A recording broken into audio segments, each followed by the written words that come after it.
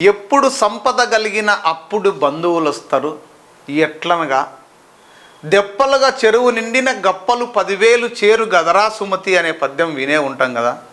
ఎవరైనా బెల్లం ఉంటే ఈగలు వస్తాయి, చీమలు వస్తాయి అన్నట్టుగా రాజకీయంలో పదవి ఉంటే తప్ప ఎవరు కూడా భజన పరులు కావచ్చు, కార్యకర్తలు కావచ్చు, నాయకులు కావచ్చు ఎవ్వరు దగ్గరికి రారు అనేది అంతే సత్యం. ఈరోజు పొద్దున్నే పేపర్ ఒకటి చూస్తూ ఉంటే ఏదో ఇట్లా కనపడా, ఏందబ్బా మాజీ అవినీతి మతనం, ఎవరి మాజీ అందరూ దూరమై ఫ్లెక్సీ కట్టేవారే కరువై అంటే వాస్తవాలు కదా. ఇప్పుడు ఎమ్మెల్యే అయినప్పుడు ఉన్నది, ఎంపీ అయినప్పుడు లేదా మంత్రి అయినప్పుడు ఆ ఉన్న హవా పదవి పోతే ఎవరు ఫ్లెక్సీలు కాదు కదా, ఇంటి దగ్గరకు కూడా రారు. ఇది వాస్తవాలు ఇవన్నీ. సరే ఎవరు ఏంది అని లోపలికి వెళ్తే మున్సిపల్ చైర్మన్ ఎమ్మెల్యేగా నాటి అవినీతి తెరపైకి ఉనికి కోసం ఏదో ఒక పదవి కోసం అధిష్టానం వద్ద ఆగని పైరవీలు, లీజుల పేరుతో విలువైన స్థలాలు కాజేసి కోట్లు వెనకేసిన ఆరోపణలు, ఇది ఓ అర్బన్ మాజీ ఎమ్మెల్యేపై వస్తున్న అవినీతి దుమారం. అప్పట్లో మున్సిపల్ చైర్మన్గా ఎవరున్నారు, మా అనంతపురం అర్బన్ మాజీ ఎమ్మెల్యే ఎవరు అనేది అంత మాత్రం జనాలకు తెలియదా ఏంది? ఇది మా సార్ గురించి అని నాకు అర్థమైపోయింది. మా సార్ గురించి ఇంత పెద్ద న్యూస్ పెట్టినారు కాబట్టి ఇది ఏంది, దీని లోతుల్లోకి వెళ్దాం ఒకసారి. పైన పటారం లోన లొటారం అన్నది ఆ నేతను చూస్తే బహుశా ఇదేనా అని అందరికీ ఆశ్చర్యం కలగక మానదు. మొదటి నుండి ఆయనది అదే పంత. ఏ పార్టీలో ఉంటే ఆ పార్టీని ఎదుగు పొదుగు లేకుండా తాను మాత్రం ఎదిగి అక్కడి నుండి జారుకున్న సంఘటనలు ఎన్నో. ఆయన అధికారంలో ఉంటే ప్రతిపక్షాన్ని ప్రశ్నించకుండా లోలోన పైరవీలు చేసుకోవడంలో సిద్ధహస్తుడు. మొత్తంగా చెప్పాలంటే నీడనిచ్చి ఫలాలు ఇచ్చే కన్న తల్లి లాంటి రాజకీయ పార్టీ లాంటి చెట్టును సైతం కొమ్మ మీద కూర్చొని కాదు వేళ్లతో పాటు కొట్టేస్తూ ఆనందాన్ని పొందడంలో ఈయనే సాటి. మరీ టూ మచ్ అబ్బా, ఇది నాకు నచ్చలే. మరి ఇంతగా రాస్తే ఎట్లప్పా, అంత ఎట్లా కొట్టేసుకుంటారు తన కొమ్మ తనే? This is not correct. ఎవరా మాజీ ప్రతినిధి అన్న ఆ వివరాలు తెలియాలంటే మీరు ఈ కథనం చదవాల్సిందే. నాకు అర్థమైంది మా సార్ గురించి అని. అనంతపురం అర్బన్లో ఆ మాజీ ప్రజాప్రతినిధి మున్సిపల్ చైర్మన్గా, ఎమ్మెల్యేగా ప్రజానికానికి సుపరిచితుడే. మున్సిపల్ మాజీ చైర్మన్గా, మాజీ ఎమ్మెల్యేగా అనంతపురం అర్బన్లో ఆయన చేసిన అభివృద్ధి మాత్రమే ప్రజలకు తెలిసేది. అయితే ఆ ఘోరంత అభివృద్ధిలో కొండంత అవినీతి దాగి ఉంది అన్నది కొన్ని పత్రికలు రాతలతో బహిర్గతం చేస్తే తప్ప అందులోని అసలు విషయాలు వెలుగులోకి అలా వచ్చాయంట. మున్సిపల్ చైర్మన్గా, మాజీ ఎమ్మెల్యేగా చాలా అవినీతి చేశాడని తెలిసింది.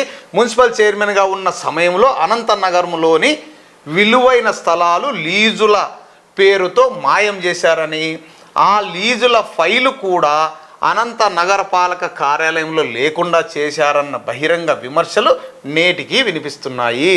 ఆయన అధికారంలో ఉన్నప్పుడు మాత్రమే గుర్తొచ్చే ఆ శ్రమదానం మాటనే అన్ని వర్గాలను అటువైపు మళ్లించి నగరంలోని విలువైన ప్రభుత్వ స్థలాలను ఆయన అనుచరుల పరం చేసుకున్నాడని విశ్వసనీయ వర్గాల సమాచారం. అదేవిధంగా ఎమ్మెల్యేగా ఉన్న సమయంలో సొంత పార్టీకే వెన్నుపోటు పొడిచేలా అర్బన్లో అభివృద్ధిని కుంటు పొడిచి వర్గ పోరుకు తావిచ్చేలా వ్యవహారం నడిపారని సొంత పార్టీ వారే విమర్శించారు. అనంత అర్బన్ పరిధిలో అద్భుతంగా సాగాల్సిన అభివృద్ధిని అప్పట్లో అడుగడుగున అడ్డగించి ఎక్కడ వేసిన గొంగలి అక్కడే అన్నట్లుగా ఈ నియోజకవర్గాన్ని మార్చాలని సొంత పార్టీ వారే విమర్శిస్తున్నారు. అయినను ప్రశ్నించిన ఆయన అవినీతిని వేలెత్తి చూపిన సొంత పార్టీ కార్యకర్తలు, నాయకులపైనే అక్రమ కేసులు పెట్టి వేధించారన్న అపనిందన కూడా లేకపోలేదు. ఆ అవినీతి ఆరోపణలు సొంత పార్టీ వారిపై పెట్టించిన అక్రమ కేసులే నేడు ఆయనకు రాజకీయ సమాధికి దారితీశాయని తెలిసింది. ప్రస్తుతం కూడా తాను అదే పంతాను కొనసాగిస్తూ లేనిపోనివి అధిష్టానానికి వల్లెవేస్తూ అనంతపురం అర్బన్ పరిధిలో అభివృద్ధికి మళ్ళీ ఆటంకాలు సృష్టించేలా ప్రయత్నాలు చేస్తున్నారని తెలిసింది. అప్పట్లో మదమంచి స్వరూప గారు అధికారంలో ఉన్నప్పుడు తెలుగుదేశం పార్టీ మున్సిపల్ మేయర్గా మదమంచి స్వరూప గారు ఉన్నారు. కొద్ది రోజులు బాగా ఉన్నారు, మళ్ళీ కొద్ది రోజులు విభేదాలు వచ్చాయి. దాని మధ్యలో జేసీ వాళ్ళు కూడా ఎంటర్ అయ్యారు. ఈ లోకల్లో కొంచెం గ్రూపులుగా విడిపోయారు. అధికారంలో ఉంటూ ప్రతిపక్షంలాగా కొట్లాడి మున్సిపల్ ఆఫీసు కుక్కలు చింపిన విస్తరిలాగా తయారు చేశారన్నది అప్పట్లో చాలామంది రాజకీయ విశ్లేషకులే కాదు, అనంతపురం అర్బన్లో ఉన్న నగర ప్రజలు కూడా అనుకునేటోళ్ళు.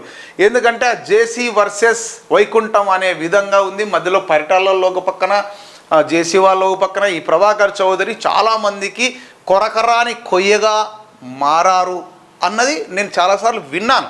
బట్ ఇంకా ఏముందో చూద్దాం. మాజీ ఎమ్మెల్యేపై వస్తున్న అవినీతి దుమారపు ఆరోపణలో మచ్చుకు ఇప్పుడు కొన్నే ఉన్నాయంట. మళ్ళీ ఇంకా సెకండ్ పార్ట్ వస్తుంది, పుష్ప 1 పుష్ప 2 మాదిరి. అనంతపురం నగరంలోని రామ్నగర్లో గల ఆయన నివాసానికి ఆనుకొని ఉన్న బహుళ భవంతి కింది వైపు కమర్షియల్ కాంప్లెక్స్ను హౌసింగ్ సొసైటీ పేరుతో, అంటే ప్రభుత్వ భూమి అని తెలిసింది. అవునా? మా సార్ పక్కన అది ఆఫీస్ నడుపుతాండేది ప్రభుత్వ భూమి. అదే నాకు కూడా తెలియదా. తన పరం చేసుకొని బాడుగులకు ఇచ్చి సొంత ఖజానాకు నింపుకుంటున్నారనే ఆరోపణ ఉంది. అదేవిధంగా ఆయన ఇంటి ఎదురుగా అప్పట్లో ఈ సేవా కేంద్రం, అంటే ప్రభుత్వ భూమి భవంతిని నేటికి ఆయన పరిధిలోనే ఉంచుకున్నారని, లీజ్ స్థలంలో భాగంగానే మారుతీనగర్లో విలువైన ప్రభుత్వ స్థలాల్లో ఒక చోట అతిపెద్ద అపార్ట్మెంట్ నిర్మాణం చేసి ఫ్లాట్లుగా అమ్మేస్తున్నారని, దానికి పక్కనే ఓ నర్సింగ్ కళాశాల స్థలాన్ని కూడా ఆయన పరిధిలో ఉంచుకున్నారని సమాచారం. ఇదే కాక మరెన్నో ఇలా చెప్పుకుంటూ పోతే చాలానే ఆయన మాజీ మున్సిపల్ చైర్మన్గా, ఎమ్మెల్యేగా ఉన్న సమయంలో ఇచ్చిన మీడియా స్టేట్మెంట్లు, ఆ సమయంలో ఆధారాలతో ప్రచురించిన కొన్ని పత్రికా కథనాలు, ఆయన సమయంలో శ్రమదానం మాటన చేసుకున్న బిల్లులు, జరిగిన అభివృద్ధి, అందులో జరిగిన అవినీతి మొత్తాన్ని నిఘా వేసి పరిశీలిస్తే కొండంత అక్రమాలు, అవినీతి జరిగిందని అత్యంత విశ్వసనీయ వర్గాల సమాచారం. ప్రస్తుత అధికార పార్టీకి చెందిన ఆ మాజీ ఎమ్మెల్యే, ఆ మాజీ ప్రజాప్రతినిధికి సంబంధించి నగరంలో విలువైన భూముల లీజులు, అక్రమాలు, అవినీతి లోగుట్టును మరో కథనములో మేజర్ న్యూస్ పాఠకులకు వివరించే ప్రయత్నం చేస్తుంది. అయితే ఇప్పుడు పుష్ప 1 వచ్చింది, పుష్ప 2 రావాలన్నమాట. ఇంకా ఎప్పుడు వస్తుంది అనేది చూద్దాం. కానీ ఏది ఏమైనా అధికారం లేకపోతే జనాలు కాదు ఎవరు కూడా పట్టించుకోరు అనడానికి ఉదాహరణలు ఎన్నో ఉన్నాయి. ఆ ప్లేస్లో ఎవరున్నా, ఆ స్థానంలో ఎవరున్నా బెల్లం ఉంటేనే ఈగలు వస్తాయి. అంటే అధికారం ఉంటేనే కార్యకర్తలు వస్తారు, మనుషులు వస్తారు, పని జరుగుతుంది, అన్నీ ఉంటాయి. అధికారం లేకపోతే, అంటే అధికార పార్టీ ఉన్నప్పటికీ పదవి లేకపోతే ఏ విధంగా ఉంటుంది? మరీ అధ్వానంగా ఏంటంటే ఫ్లెక్సీ కట్టేవారే కరువైనారంటే ఎందుకు కడతారు ఫ్లెక్సీ? ఇప్పుడు డబ్బులు ఏమన్నా అప్పుడు ఎప్పుడో ఫ్లెక్సీలు కట్టినట్టువే ఇంకా బాకీ ఉన్నారంటే ఇప్పుడున్న మాజీ ఎమ్మెల్యేలు అయినారు కదా, చాలామంది ఉన్నారు. అప్పట్లో పాపం అధికారంలోకి వస్తారు కదా అని ఫ్లెక్సీలు కట్టి కట్టి కట్టి ఎమ్మెల్యే అయింటారు. ఎమ్మెల్యే అయిన తర్వాత కనీసం ఆ ఫ్లెక్సీలకు వడ్డీ కూడా వచ్చిండదు. వాళ్ళే కొట్టుకుంటున్నారు. ఆ ఫ్లెక్సీల డబ్బులే ఇప్పటివరకు రాలేదని మళ్ళీ ఫ్లెక్సీలు ఎందుకు కడతారు చెప్పండి? ఫ్లెక్సీలు కడితే కనీసం ఎవరైనా ఆశిస్తారు కదా. ఏదైనా పని చేసో, వెహికల్స్ పెట్టో, అమ్మడి తిరిగో, జిందాబాదులు కొట్టో, జెండాలు వేసుకోనో, కండువాలు వేసుకోనో, మనుషులను తోలుకొచ్చో, ఇవన్నీ చేసిన వాళ్ళకి ఏదో వర్కౌట్ అవుతుందని ఆశతో వచ్చింటారు. వర్కౌట్ కాకపోతే ఇంకెందుకు కడతారు? అధికారంలో ఉన్నప్పుడు కట్టినవే డబ్బులు రాలే మాకు, మళ్ళీ ఇప్పుడు కడితే ఈ ఫ్లెక్సీలు డబ్బులు పెట్టి మళ్ళీ ఆస్తులు అమ్ముకోవాలా అనుకుంటుంటారు. నిజమే కదా.